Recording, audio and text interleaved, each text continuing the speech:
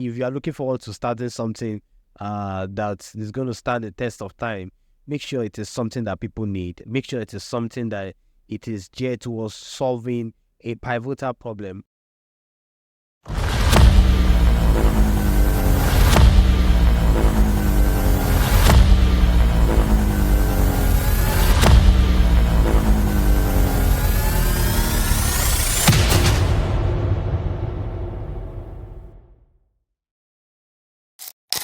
Dear innovators, welcome to another episode of the Angels Playbook podcast. You know the drill. In this place, on this platform, in this studio, we have the amazing people that has hacked the business world. They've understood the dynamics of running a business in Nigeria and in Africa, from communications to strategy to industry trend. They know everything, and we bring them to this space to draw from their wealth of knowledge. And the studio today, I have an amazing strategic public relation and communication advisor. He has leveraged his skills in the dynamic world of technology and now an award-winning PR tech practitioner.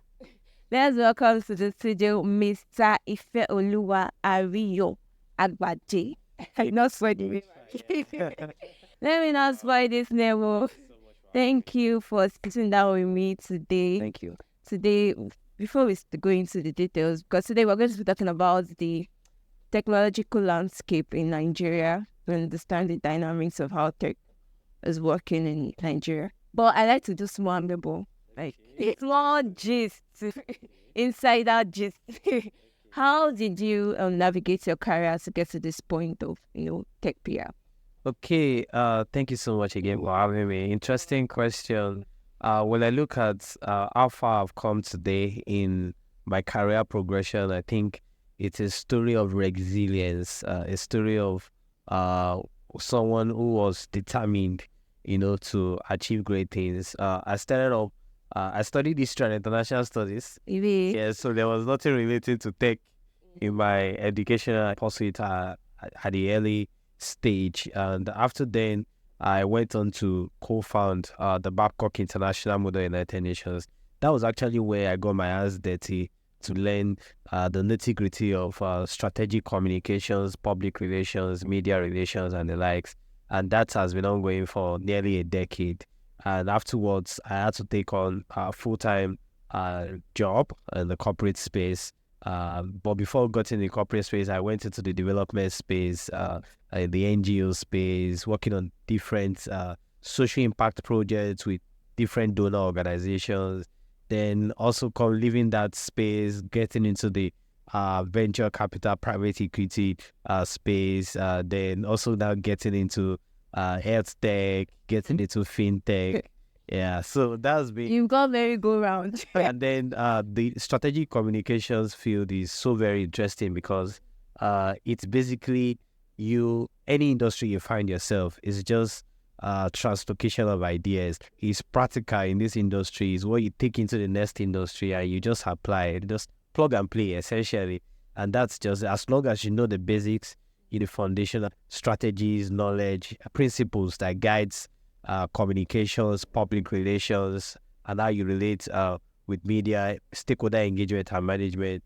I'm sure you can always deliver in any industry, in any space you find yourself. You can always do well. Yeah, that's really growth for me. Wow, that's an amazing journey because you've gone through it's like you've touched everywhere, everywhere. They put you in any seats now. You have something to say, and that's a very good journey. So for the topic of today, which is the Nigerian tech landscape, what will you say over the years? I think for over 5 years now, or let me say 5 years, we've really had the tech startup spur. What would you say the rise of the tech startup industry or the tech industry in Nigeria look like? Okay, the tech space is in Nigeria right now, it's growing rapidly.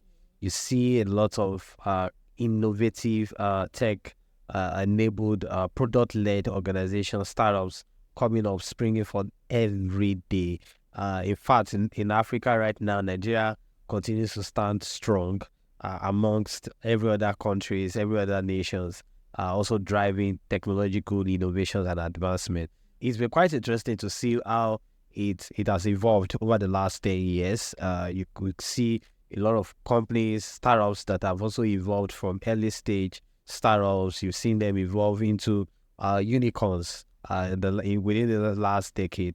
You could also see the kind of solutions that founders are also solving. They are solutions that are globally relevant, and they are localized solutions, and they continue to chase opportunities even beyond Nigeria. So you see from the talent pool to the infrastructure to the resources that is being deployed in within the tech ecosystem, even to the communities. We've seen a lot of communities evolve within the Nigerian tech ecosystem, a lot of them. And it also gives a lot of support system to founders building innovative solutions. So on a scale of 1 to 10, I would say this is the best time to get involved within the Nigerian tech ecosystem and be part of it. And if you are not getting your hands involved in what is happening right now, there may never be a better time to do that. So if you are someone watching this and you have always had interest in tech, you just need to start small. You don't need to wait till you have some certificates that speaks to your credibility that, oh, you are a tech genius. No, but you just need to start small and you grow. And you can find yourself even becoming a founder of a product-led company in the coming years, yeah. So why do I feel like the fintech are the most loudest businesses in that tech space? Because if you ask anybody that works in tech, where are you working? It's always a fintech. So do you feel like in Nigeria we're doing a whole lot of fintech? Interesting. Yes, let's give kudos to the fintech space. But then that's not the only space or industry that is getting a lot of attention right now. But of course, we cannot overrule the fact that the fintech space is evolving. It's not what it used to be in the last 5 years. And it speaks to the credence that these founders, these talents, these innovators are solving an important problem. And it also tells us that if you are looking forward to starting something that is going to stand the test of time, make sure it is something that people need. Make sure it is something that it is geared towards solving a pivotal problem. You see, so Nigeria that we have today, I think one of the strengths that we have is our numbers. There's strength in numbers. Nigeria is it's a very large populated country. You could see people will always want to spend money. People need money. You need capital to be able to do what you want to do. And there is that demand.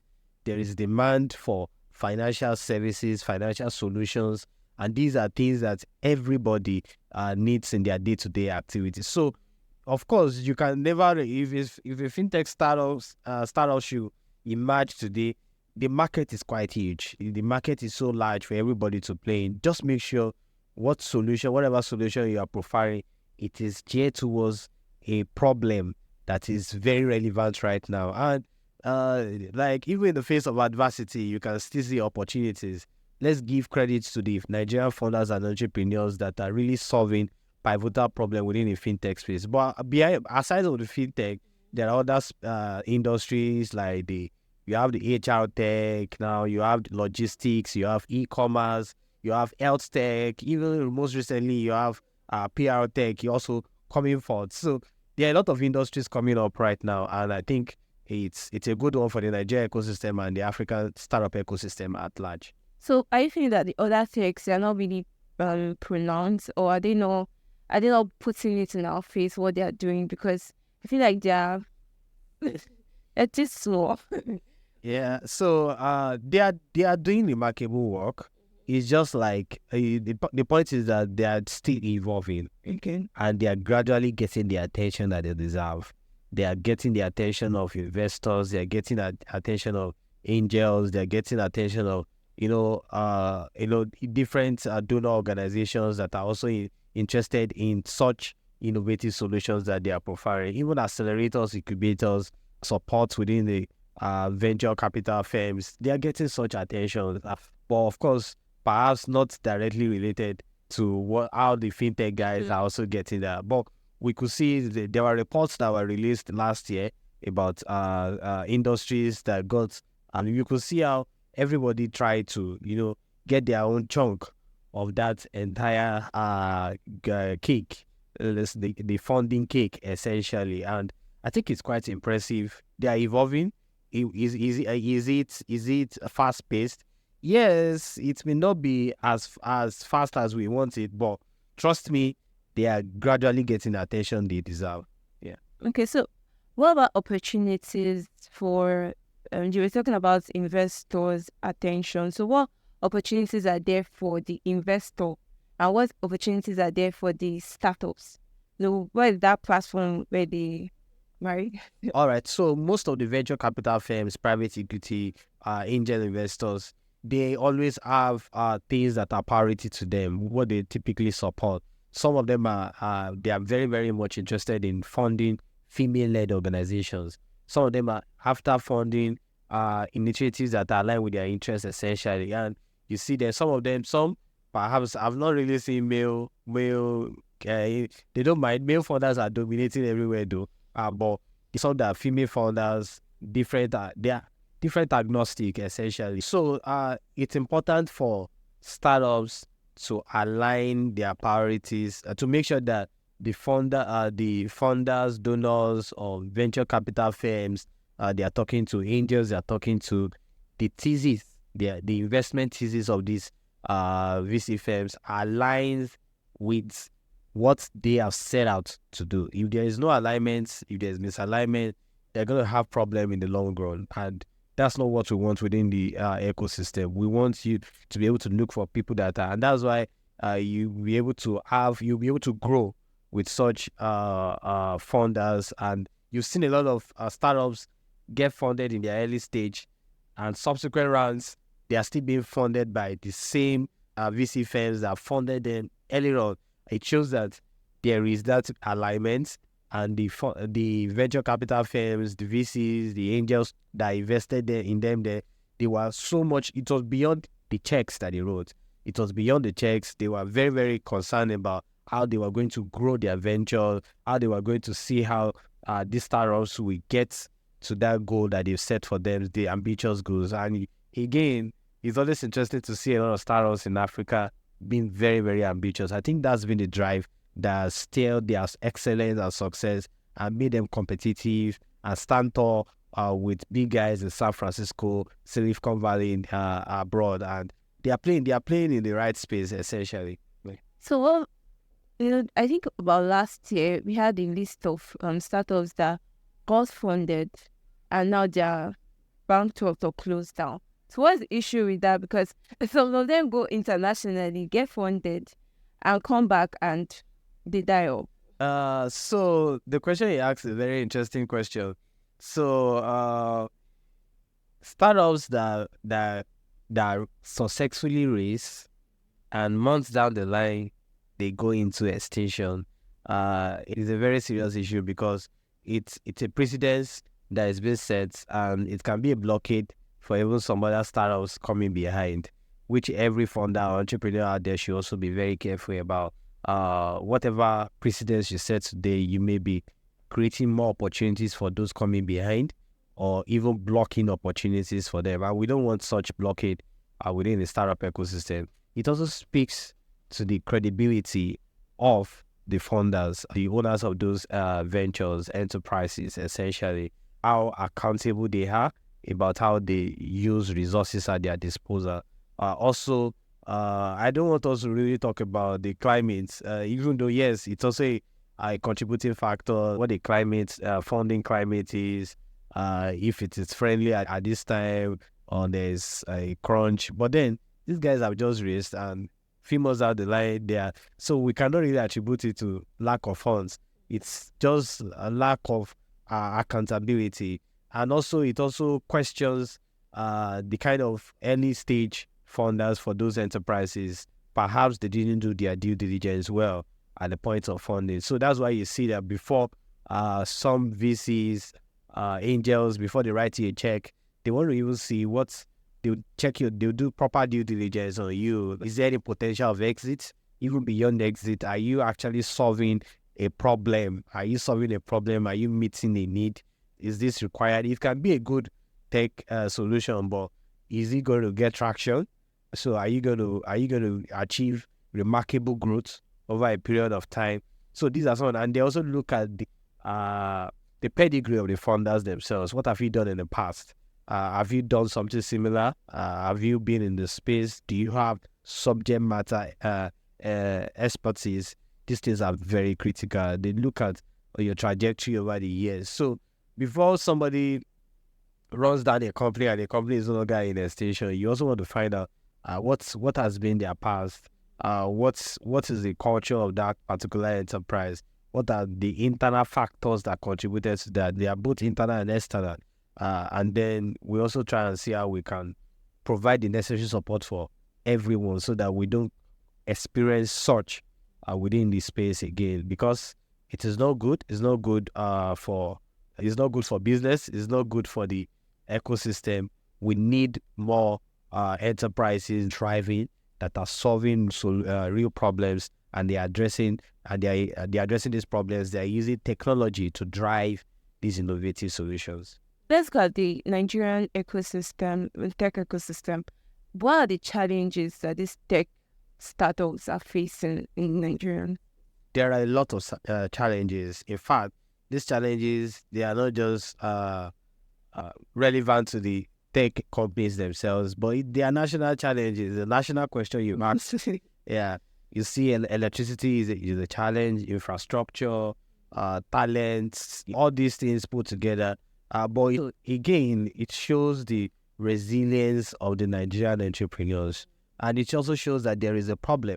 Infrastructure, everything, all these things put together. That's why I see our Nigerian founders, entrepreneurs, finding a way, even in the midst of all these adversities, still thriving, still making sure that they are delivering on their mandates. They are still working assiduously towards the attainment of their vision and the mission that they've set for themselves. So these challenges are there.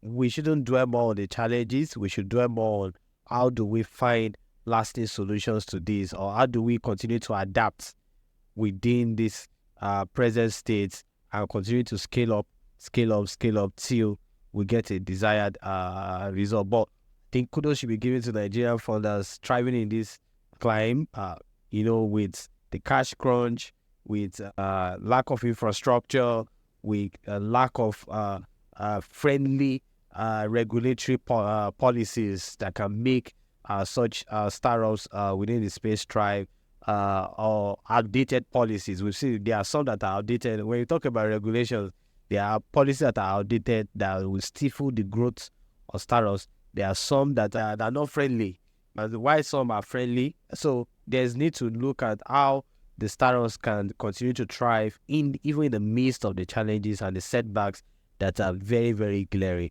We'll continue the push and we'll never give up. So let's look at tech products that we're manufacturing in Nigeria. Do you feel like we are backwards because the world is moving to generative AI and we are still doing pay and payments, easy delivery, and the world is already moving to generative AI. So is it that we are doing what we need at the particular time due to our economy, or how do we meet up with the generative AI that is already? Again, technology is fast evolving. You see artificial intelligence being used right now. The other day I was at the demo day of the Resilience 17, the AI Go Time Accelerator, and you could see fantastic startups pitching during the demo day, and all of them had integration of artificial intelligence in the development of their products, the solutions that they've built. And it's quite interesting. It's quite remarkable to see that, yes, we are beginning to see tech-enabled solutions that are driven by artificial intelligence. And it's so very, very, you see within the e-commerce space, within the Edtech space, within the PR tech space, within the agri-tech space, even logistics, the Fintech space, everybody right now, there is that alignment and integration of artificial intelligence into their workflows, into product development. And in fact, you could see a lot of startups now training and also getting AI engineers on board on their engineering team, seeing how we can also compete favorably with the big guys in the West. So it's interesting to see how this will scale up over the next few months or years.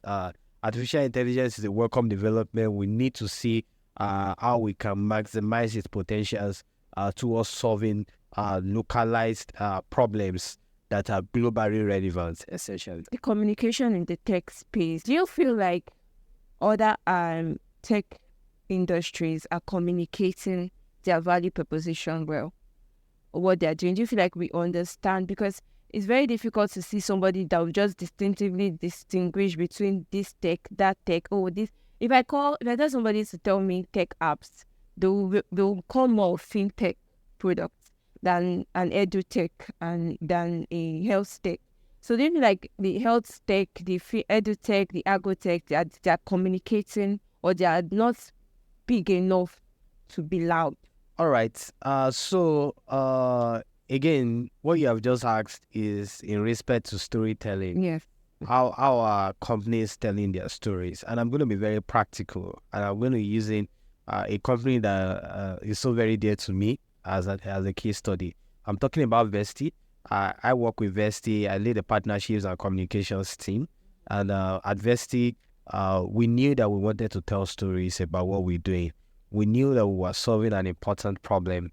We knew that human beings are nomadic in nature. They want to move from a source country to destination country. If you go to the airport today, you see people leaving the country in their numbers every day, every minute, every second. So we wanted to communicate the impact of the value we're adding, how we are solving these problems, like solving their pain points when they get to a new destination country. How are they acclimatizing? What are the experiences of these people? We thought about, connecting more with the younger folks. And we started off by sponsoring and partnering with some social engagement, social events in Lagos, that we knew that these events always attracts the Gen Zs, because we knew that these are people that we also need. Is a target market that we were at the time have not really captured.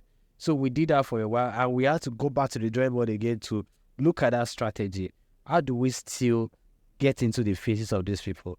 And we came about the Uncolored podcast. The Uncolored podcast is a podcast right now that is addressing different topical issues about migration, talking about the different experiences of people when they move abroad, talking about when they come to Nigeria during the dirty December period. It's quite interesting. You go on YouTube or MeTV, you just watch the different episodes, the different videos that guests that we invite on the show talk about, and you are able to relate. So if you are watching that, you are listening to somebody tell his own story about what he or she went through, or what they know that somebody had gone through, you are intrigued.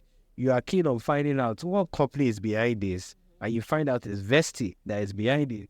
So you could see us leveraging a podcast to be able to tell our stories. We are not necessarily advertising our product and services there, but we are using user-generated content. We are using people, leveraging the stories of people that have gone through this process. They have incredible things to say, good, bad, ugly, but people can take inferences and be able to think about the need to take advantage of different or set themselves up for different migration goals, essentially. So that is I just needed to give you that story. So you can see Vesti leveraging that particular medium, that particular channel to tell its story. So the challenge is for other companies to be able to see, how do I get my messaging to the right audience? How do I connect with the audience? How am I connecting with the users of my product? How am I connecting with investors that I want to fund my business? How am I connecting with partners?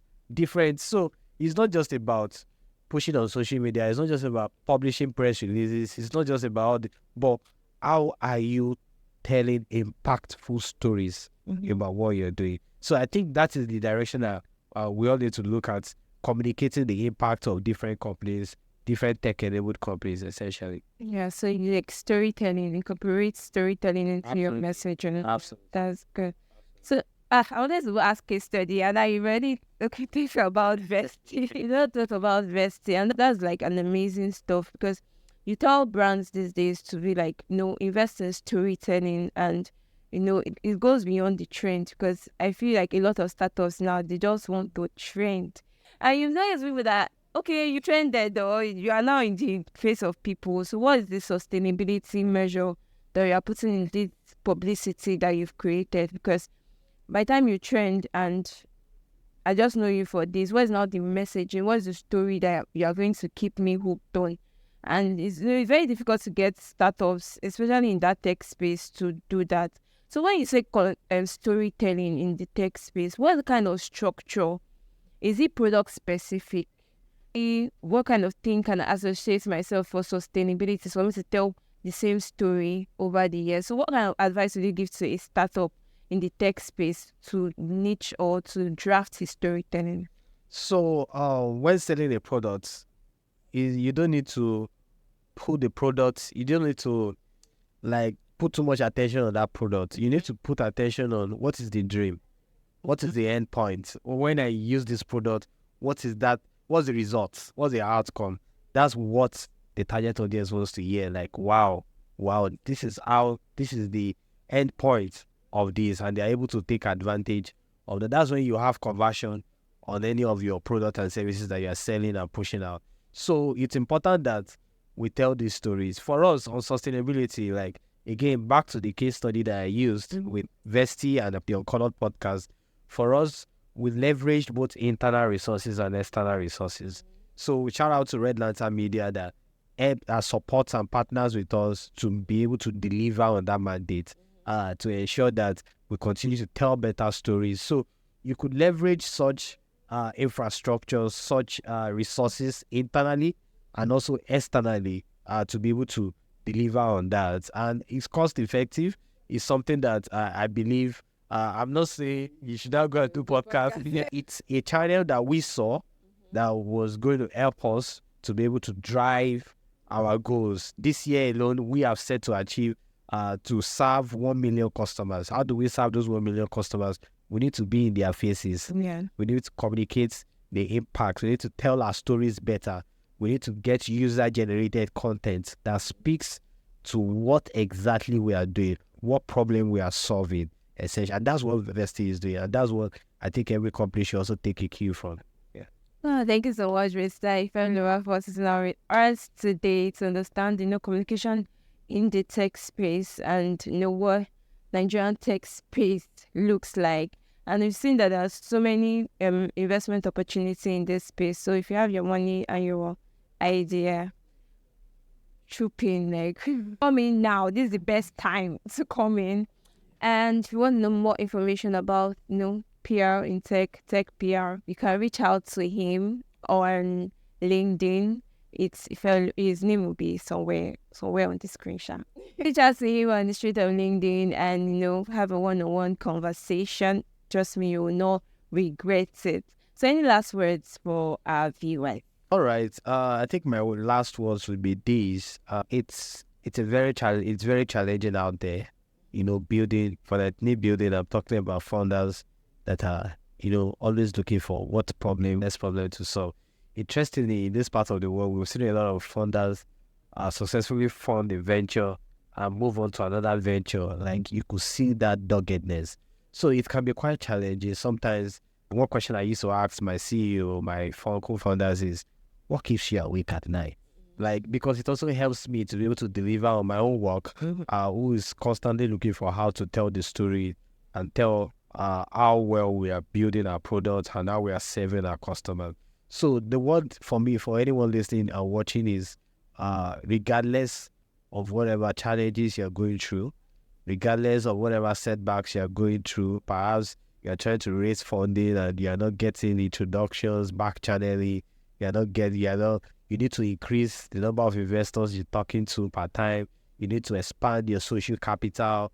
You need to get into the right room. You need to get into the right network of people. These are things that you need to continuously double down efforts on. You need to attend different international conferences, get yourself in the right room, speak on panels, increase your thought leadership. These are some of the things that people want to see that, yes, it speaks to your pedigree, your credibility, and what is to be expected in the long run if that particular venture succeeds. So don't give up. again, like I said earlier, even in the face of adversity, there can still be opportunities. So leverage those opportunities to your advantage. Thank you very much. Thank you so much for sitting down with us and helping us, understand some of the basics that is going on in the tech space in Nigeria. I hope you learned something from today's episode, because I did, because I wasn't thinking that it's only fintech that was. But now you know that there are different kind of tech. There's edu, there's health, there's tech PR, and so many other techs that opportunities for you as an entrepreneur, and there's an opportunity for you as an investor. So collaboration is what drives any success. Collaboration, not competition, guys. Remember that. Collaboration, not competition. Don't forget to subscribe and drop your comments in the comment section. And any comments you drop, any question you drop on the comment section, I will drag Mr. Ifeoluwa to come and respond to you. Trust me. Just drop the question there first. Click on the notification bell so that you'll be first to know when we drop another episode. So till next week, guys. Bye.